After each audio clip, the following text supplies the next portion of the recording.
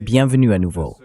Aujourd'hui, nous recevons le professeur Sayed Mohammad Mahandi, professeur à l'Université de Téhéran et ancien conseiller de l'équipe iranienne de négociation sur le nucléaire. Merci d'être de retour dans l'émission. Merci beaucoup de m'avoir invité. C'est toujours un vrai plaisir d'être dans votre émission. Eh bien, on voit maintenant que Trump a terminé sa rencontre avec Xi Jinping à Pékin.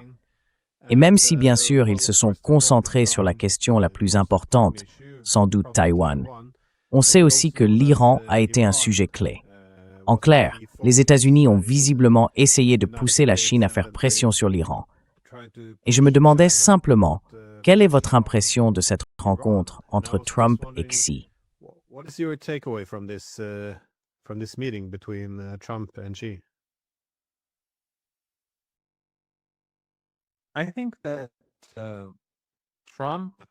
Je pense que Trump et son équipe sont vraiment déconnectés de la réalité.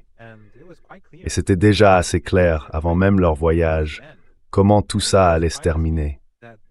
Je suis vraiment surpris qu'ils aient quand même fait le déplacement et formulé ce genre de demande, sans se rendre compte qu'il était évident à l'avance quelle réponse ils allaient obtenir. Je crois que tout ça remonte, ou en tout cas en grande partie, au fait que Trump a écarté tellement d'experts de l'Iran, de la Chine et aussi de la Russie, du dispositif de sécurité nationale. Du coup, quand ils se rendent à l'étranger, en Chine par exemple, on a l'impression qu'ils partent complètement à l'aveugle dans les négociations et qu'ils en ressortent tout aussi aveuglés.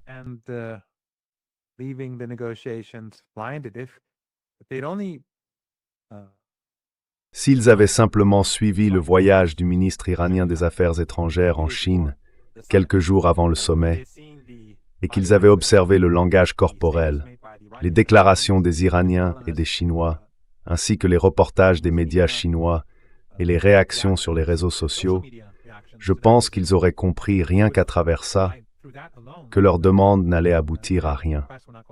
Mais de toute façon, je pense que c'est probablement encore pire que ce que j'avais imaginé. Pas sur le dossier iranien, mais de manière générale. Ce voyage n'a rien donné. Le seul point positif, à mon avis, pour Trump, c'est qu'il a réussi à rester en Chine pendant 2 jours sans insulter ses hôtes. Et ça, je pense que pour lui, c'était déjà un vrai exploit. Mais à part ça, je ne vois aucun succès. Ce voyage a été une perte de temps. Et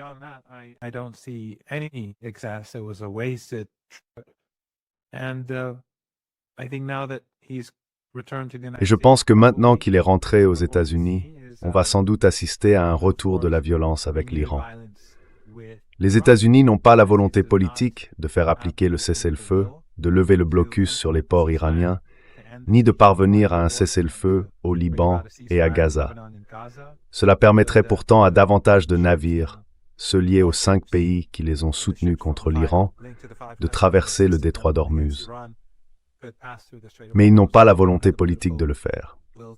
Et probablement, ou plutôt il est assez clair que la raison derrière tout ça, c'est le lobby sioniste et le régime israélien. Ils n'accepteront pas de cessez-le-feu. Ils n'accepteront pas la fin des hostilités, pour de nombreuses raisons. Netanyahou a sa propre agenda personnel. Il y a les élections qui approchent, son procès et ses partenaires de coalition.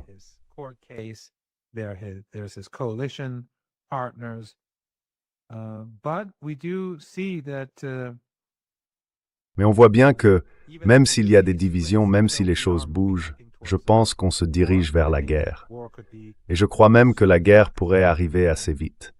Ce serait sans doute une offensive très lourde, menée à la fois par les régimes de Netanyahou et de Trump, mais aussi avec la participation des restes des groupes terroristes qui ont mené l'insurrection armée des 8 et 9 janvier. Il y aurait aussi des terroristes kurdes dans le nord de l'Irak, environ 5000, ainsi que des groupes takfiri, wahhabites salafistes, au Pakistan, dans la région frontalière entre le Cézanne et le Baloutchistan, et dans cette sorte de zone grise au Pakistan, mal contrôlée par le gouvernement pakistanais. Tous ces groupes pourraient être mobilisés si, disons, ils décidaient de lancer une attaque à grande échelle, Ils seraient déployés pour frapper l'Iran, attaquer ses infrastructures, peut-être occuper certaines îles ou des parties du territoire iranien, et même mener des opérations en profondeur à l'intérieur du pays, pour, comme dit Trump, enlever la poussière. C'est à ce scénario que l'Iran se prépare. Cela ne veut pas dire que les choses se passeront exactement ainsi, mais c'est le scénario que l'Iran considère comme le plus probable et pour lequel il doit être prêt. Ravix Ranks sont donc en état d'alerte maximale.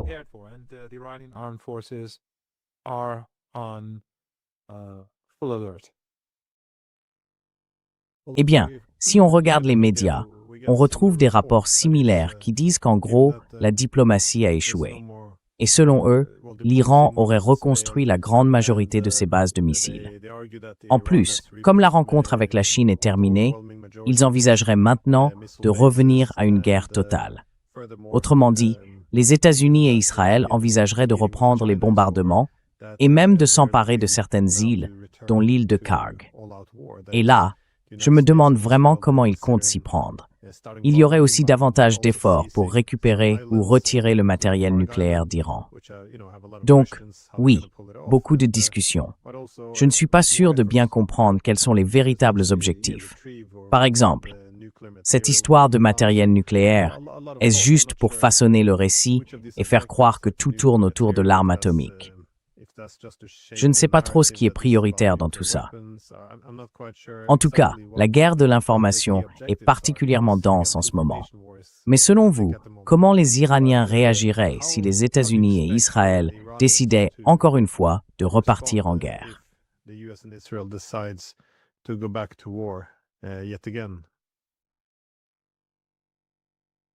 Je pense que les Iraniens ont été très clairs, leur riposte sera extrêmement dure.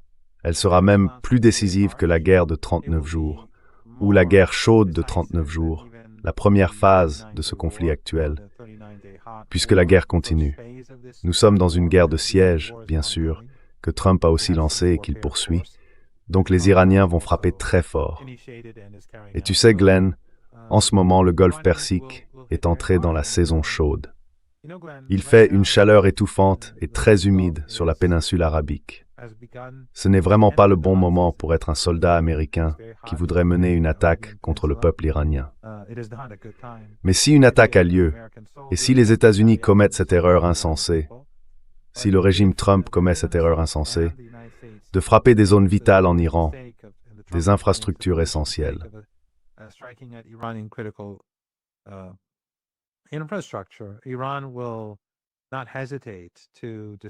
l'Iran n'hésitera pas à détruire les infrastructures vitales du régime israélien. La Jordanie, l'Arabie saoudite, les Émirats, le Koweït, Bahreïn, le Qatar. Tous ces pays, les Émirats arabes unis aussi, tous ceux qui participent à la guerre contre l'Iran verront leurs infrastructures essentielles détruites. Et ceux en souffriront le plus, ce seront les Émirats, le Koweït, Bahreïn, le Qatar et l'Arabie saoudite, à cause du climat de la péninsule arabique et du golfe Persique. Si leur électricité est coupée, si leurs réserves d'eau sont touchées, les gens ne pourront plus y vivre. Il faudra alors évacuer ces petits pays.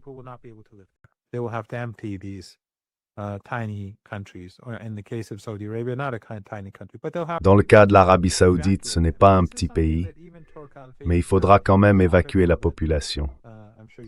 Et c'est quelque chose que même Turki Al-Faisal, dans son article que vous avez sûrement lu il y a quelques jours, a reconnu. L'Arabie saoudite est très vulnérable si l'Iran lance réellement ses frappes. Mais comme ces pays sont complices de la guerre contre l'Iran, surtout les Émirats arabes unis, ils occupent une place particulière dans le cœur des Iraniens en ce moment. Cela dit, ils sont tous complices. Donc, s'il y a une guerre, je pense que ce sera peut-être la fin de ces pays. Et cela voudra dire que la crise économique actuelle se transformera inévitablement en une profonde dépression économique, une dépression grave et durable.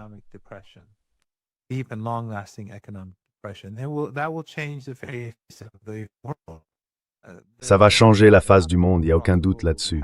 Les gens, partout dans le monde, seront profondément marqués par cette catastrophe. Mais l'Iran n'aura pas le choix.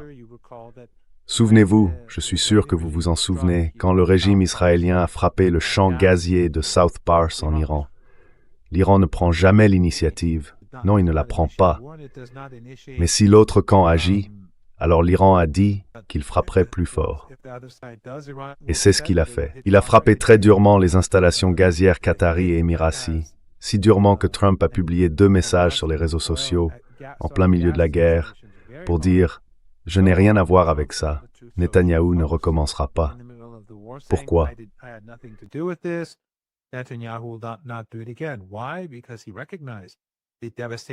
Parce qu'il a compris la dévastation que l'Iran peut provoquer. Cette fois, l'Iran ne retiendra pas ses coups. La riposte, la réponse de l'Iran sera sévère. Et d'après ce que je sais, elle sera écrasante, bien pire que la dernière fois. Pour moi, c'est le début d'un nouveau conflit, catastrophique pour le monde. Mais l'Iran ne perdra pas la guerre. On peut frapper les infrastructures vitales de l'Iran. On les reconstruira. En revanche, les alliés des États-Unis dans la région, il ne restera plus rien pour qu'ils puissent y retourner. Ces pays devront être vidés pendant des mois, et après quelques mois, personne ne sait ce qui se passera.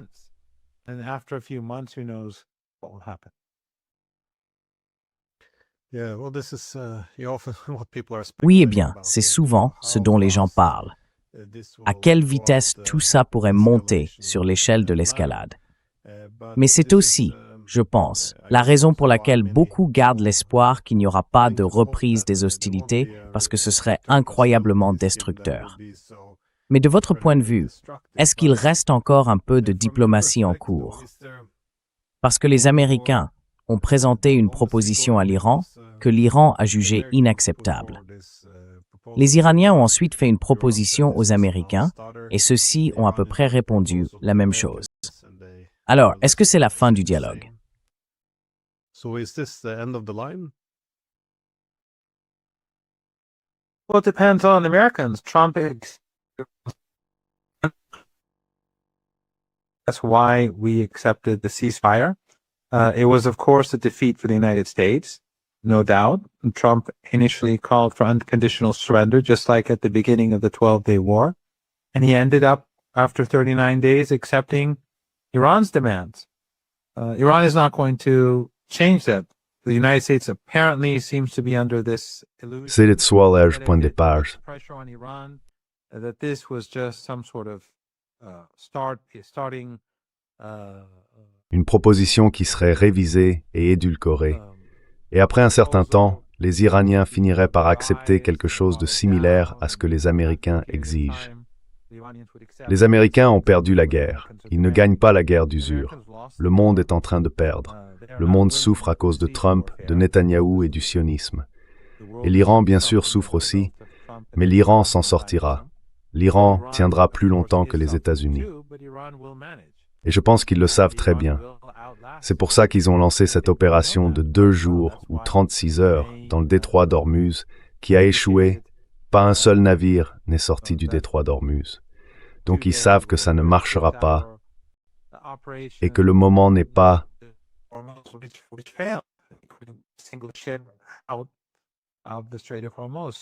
de leur côté. Et chaque jour qui passe, la crise s'aggrave. Il y a pourtant une solution, au moins pour cette phase, que les États-Unis acceptent les conditions du cessez-le-feu.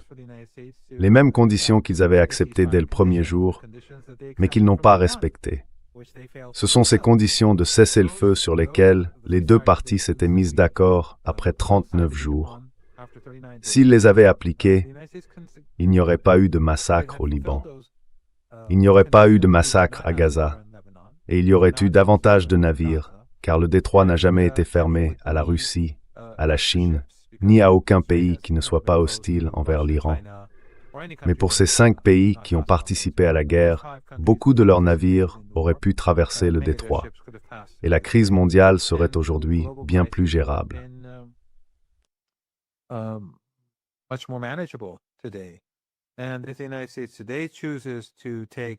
Et si les États-Unis choisissaient aujourd'hui de suivre la voie la plus intelligente et la plus raisonnable, cette option existe pour eux. Mais je pense que la décision ne revient pas à Trump. La décision appartient à Netanyahou. C'est le lobby sioniste. Ils ont une influence très forte. Trump, sans doute, voudrait une porte de sortie. Il voudrait en finir avec tout ça, mais il n'en a pas le pouvoir. On peut d'ailleurs en tirer la même conclusion à partir de ce que Tucker Carlson a raconté à son public sur sa visite à Trump, sur ce qu'il lui a dit, et sur la réponse de Trump à propos de la guerre. Et d'un autre côté, la lettre de démission de Joe Kent, ainsi que ses interviews qui ont suivi, montrent toutes que le véritable pouvoir derrière la décision de faire la guerre et de la poursuivre, c'est le lobby sioniste et le régime israélien. Et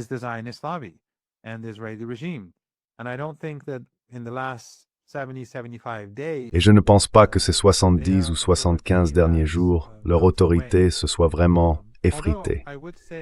Cela dit, Glenn, et c'est bien mon interprétation de la position iranienne, ce n'est pas quelque chose que j'ai entendu d'un responsable iranien, mais c'est comme ça que je le perçois. Ce que l'Iran cherche à faire, c'est exercer une pression sur les États-Unis, de manière à pousser les élites politiques de Washington à conclure qu'elles devront se distancer du régime israélien sur cette question et qu'elles devront imposer la paix. En clair, elles devraient imposer un cessez-le-feu pour préserver la stabilité intérieure des États-Unis et pour sauver l'économie américaine. En gros, elles diraient aux Israéliens de rester en retrait sur ce coup-là. Mais pour l'instant, je ne pense pas qu'on en soit là du tout.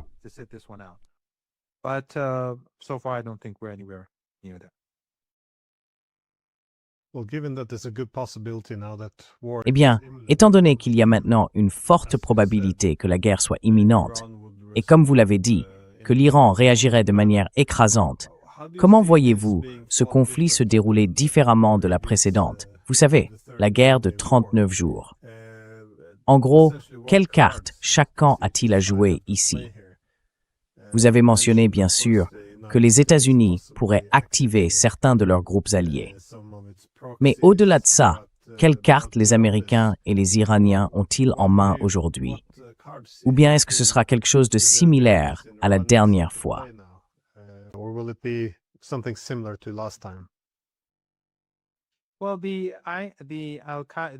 Eh bien, les mandataires wahhabites et salafistes à la frontière avec le Pakistan seront neutralisés assez facilement. Quant aux terroristes kurdes et aux autres groupes qui les accompagneraient en cas d'attaque, ils seront eux aussi pris en charge, même si ce sera plus compliqué, parce qu'ils sont plus nombreux. Mais au final, une fois la guerre terminée, cela pousserait l'Iran et le gouvernement central irakien à mettre fin au gouvernement régional kurde en Irak. S'ils laissent faire, ils deviendront partie prenante du conflit. Et à l'avenir, l'Iran ne le tolérera pas. Ce sera la fin de ce gouvernement régional.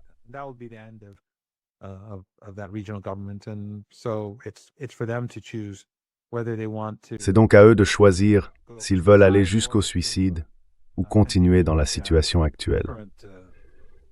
En ce qui concerne les États-Unis, je pense que l'Iran va réagir très vite et que ce ne sera pas comme la dernière fois. Ce sera beaucoup plus rapide.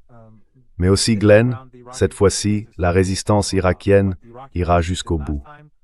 La dernière fois, la résistance irakienne s'était surtout contentée de harceler les Américains, de leur compliquer la tâche et parfois même de poser des problèmes au Koweït. Mais je pense que cette fois, ce sera une toute autre histoire. Le Yémen est maintenant totalement prêt pour la guerre et je pense donc que la mer Rouge sera fermée.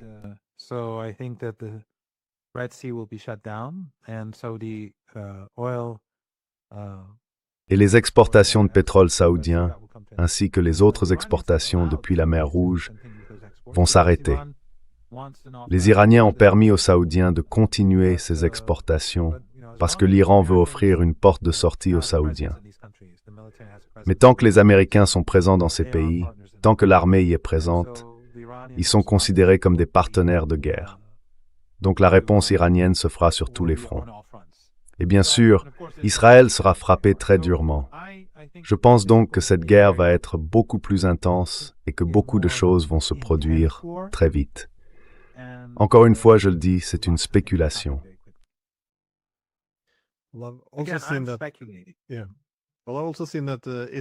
Eh bien, j'ai aussi vu Israël, les Émirats arabes unis et l'Arabie saoudite coordonnent désormais leurs opérations militaires. Je me demandais dans quelle mesure il serait possible pour les États-Unis de déléguer une partie de l'effort de guerre à leurs alliés. Parce que, idéalement, quand les États-Unis entrent en guerre, vous voyez, on utiliserait les Ukrainiens pour combattre les Russes, on utiliserait les Taïwanais ou les Japonais pour combattre les Chinois, et on utiliserait les Arabes pour combattre les Iraniens. Mais est-ce qu'ils ont, collectivement, une puissance militaire suffisante pour vraiment assumer une partie de cette charge? Je veux dire, Israël a une armée redoutable, mais ces États du Golfe, les Émirats et l'Arabie saoudite, dans quelle mesure peuvent-ils vraiment faire la différence?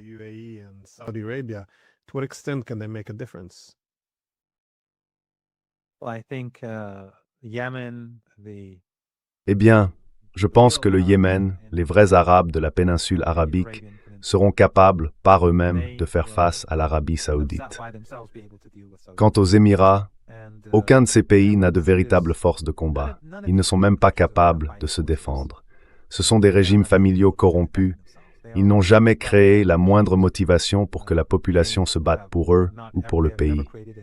Les États-Unis, avec toute leur puissance de feu, ont perdu la guerre contre l'Iran. Alors, que peuvent bien faire les Émirats avec une population d'environ 1,1 million habitants?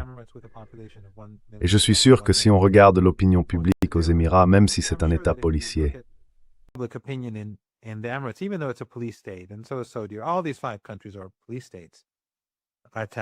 ces 5 pays sont tous des États policiers. Le Qatar est bahréen aussi. L'Occident aime qualifier l'Iran de dictature, mais en Iran, on peut dire ce qu'on veut en public. Là-bas, on ne peut même pas dire quelque chose de sérieux en privé. Mais je pense que si les Émirats lançaient une guerre contre l'Iran, certaines personnes voudraient, je ne sais pas. Et pendant la guerre de 39 jours, la rue arabe applaudissait l'Iran, même si les médias de ces régimes du pétrole et du gaz passaient leur temps, jour et nuit, à attaquer l'Iran. Mais les gens ne sont pas dupes. Ils voient clair dans leur jeu. Ils savent que tous entretiennent des relations, ouvertes ou secrètes, avec le régime israélien.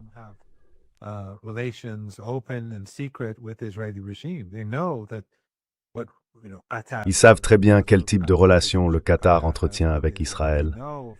Ils savent aussi bien sûr que les Émirats sont allés encore plus loin que tous les autres. Aucun de ces régimes n'a vraiment de légitimité populaire. Ils ont beaucoup d'argent, oui. Mais maintenant, après ce qui s'est passé pendant cette guerre, cette aura s'est effondrée. Et ils ne sont pas en position de se battre. La chose la plus intelligente à faire pour eux serait de se coordonner entre eux et de dire aux Américains « Non, nous ne vous laisserons pas utiliser notre territoire, ni nos eaux, ni notre espace aérien. » Ce serait déjà un grand pas pour changer la donne, mais ils n'ont pas ce niveau de souveraineté.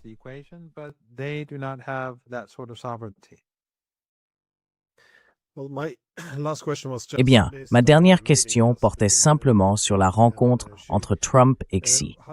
Comment voyez-vous le soutien chinois et le soutien russe être différents cette fois, quand la prochaine attaque américaine aura lieu?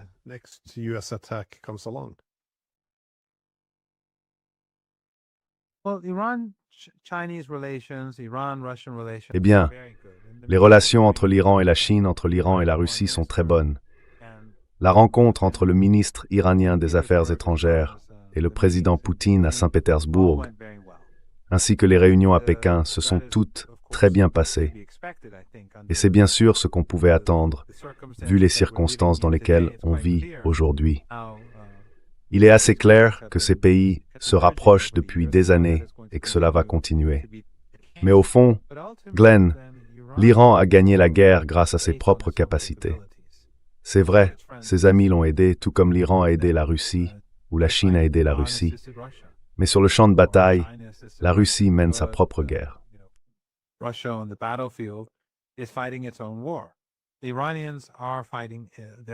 Les Iraniens mènent leur guerre en s'appuyant sur leurs propres capacités, sur une stratégie militaire qu'ils développent depuis des décennies, 3 décennies, voire plus, dans certains domaines.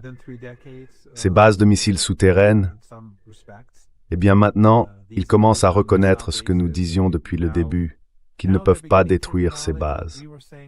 Je le répète depuis des années, et d'autres aussi. Mais bien sûr, ils ne le prennent jamais au sérieux, avant que des années plus tard, le New York Times ou quelqu'un d'autre le dise à son tour. Pourtant, les bombardiers B-52 les ont frappés jour et nuit, sans résultat. Et je crois qu'on en a déjà parlé. Très probablement, l'Iran dispose encore d'un grand nombre de bases qu'il n'a même pas utilisées. Il ne les a pas encore ouvertes, tout simplement parce qu'il n'en voit pas la nécessité.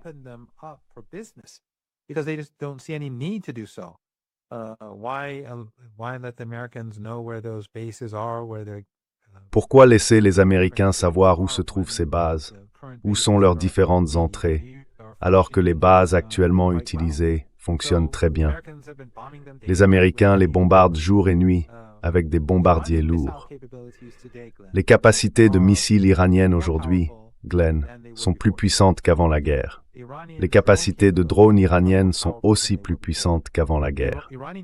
L'économie iranienne, elle, n'est plus dans la même situation qu'avant le conflit. C'est plus difficile maintenant. De ce point de vue, c'est un point négatif. Mais l'Iran tiendra bon parce que les Iraniens sont résilients. C'est un état de civilisation. Comme je l'ai dit, en tant que musulmans et surtout en tant que chiites, ils ont une affinité religieuse et culturelle très forte pour soutenir les opprimés et se dresser contre les oppresseurs.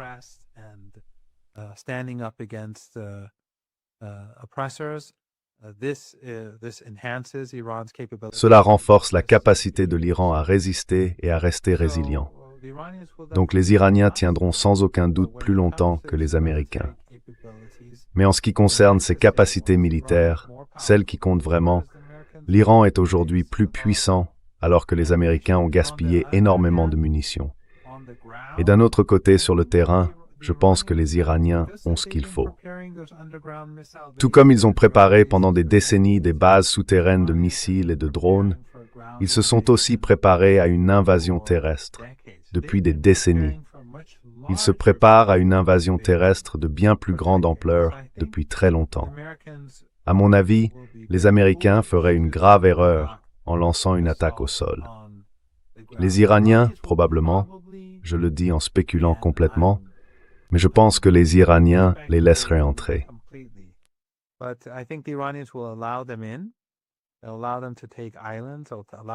Ils vont les laisser prendre des îles. Ils vont les laisser s'emparer de certaines parties du continent. Ils vont les laisser mener une opération en plein cœur de l'Iran. Et ensuite, ils vont les piéger, puis contre-attaquer. Et ils vont les harceler pendant des semaines, voire des mois, jusqu'à les épuiser complètement et les vaincre. Souvenez-vous, au tout début de la guerre, et je suis sûr que vous vous en rappelez, on avait parlé du plan iranien. J'avais dit que l'Iran voulait que la guerre dure le plus longtemps possible. Pendant les 39 jours de combat, quand les Américains ont compris, au bout de quelques jours, que ça n'allait mener nulle part, ils ont commencé à envoyer des messages à l'Iran. Les Iraniens n'ont répondu à aucun de ces messages, tout simplement parce qu'ils ne le voulaient pas. Ils voulaient que les combats continuent.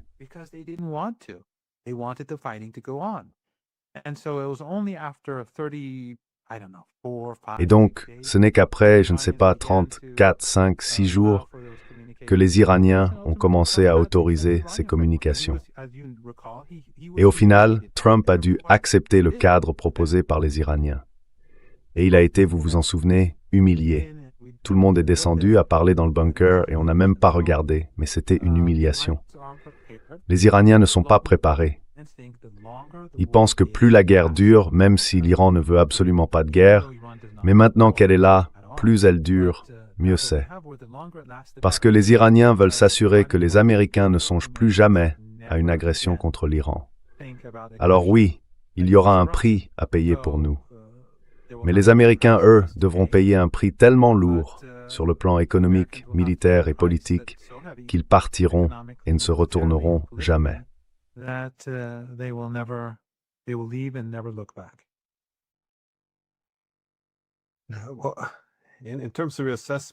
Eh bien, en ce qui concerne la réévaluation, la façon dont la guerre se déroule, vous savez, je sais que beaucoup de gens aux États-Unis vous ont accusé de relayer la propagande iranienne. Mais on voit maintenant que Leon Panetta, l'ancien patron de la CIA, a déclaré que l'Iran tenait un pistolet sur la tempe des États-Unis. Et puis, rien de moins que le roi des néoconservateurs, Robert Kagan, a écrit un article dans The Atlantic en disant que c'était chèque et mat, que les Iraniens nous ont vaincus. Donc oui, j'imagine que la réalité finit toujours par rattraper le meilleur récit de guerre. Et oui, enfin, Robert a toujours été sur la liste de paix. On le paye, je le paye moi-même depuis des années maintenant.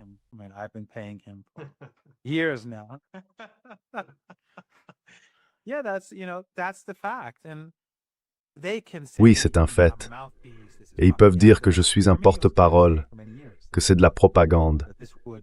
Pour moi, c'était clair comme de l'eau de roche depuis des années que ça finirait par arriver à ce stade. Je n'ai jamais cru que les Américains pourraient vraiment s'entendre avec l'Iran. Vous savez, depuis des années, je dis que si les États-Unis s'engagent dans une guerre avec l'Iran, ça ne se terminera pas bien pour eux.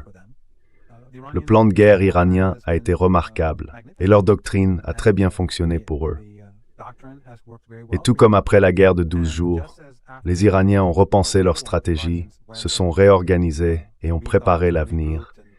Après ce cessez-le-feu, ils ont refait exactement la même chose.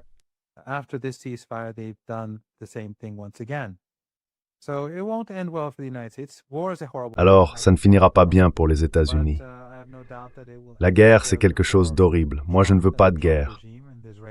Mais je n'ai aucun doute que tout ça se terminera par un échec pour Trump, pour le régime de Trump et pour le régime israélien. Ce sera aussi une très mauvaise issue pour le sionisme, parce que le monde tiendra les sionistes pour responsables des souffrances que nous allons tous subir.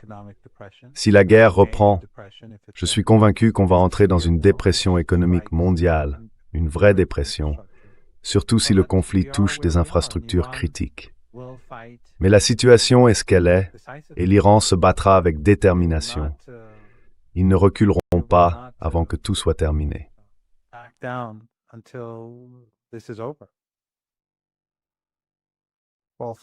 Merci beaucoup d'avoir pris le temps un samedi soir en plus. J'apprécie vraiment. Et surtout, prenez soin de vous. Stay safe. Merci Glenn. C'est toujours un vrai plaisir d'être avec vous.